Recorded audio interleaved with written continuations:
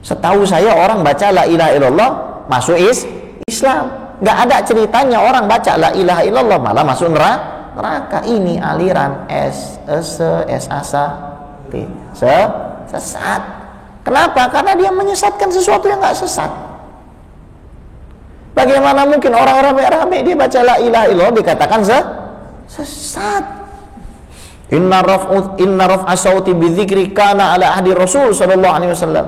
Kata Sayyidina Abdullah bin Abbas, hadis Sahih Bukhari, mengangkat suara pada saat berzikir sudah dipraktekkan di zaman Rasulullah sallallahu alaihi wasallam. Jadi zikir berjamaah itu sunnah.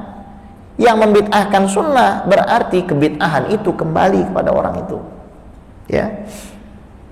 27 hadis tentang zikir berjamaah. Sunnah zikir berjamaah itu, ya.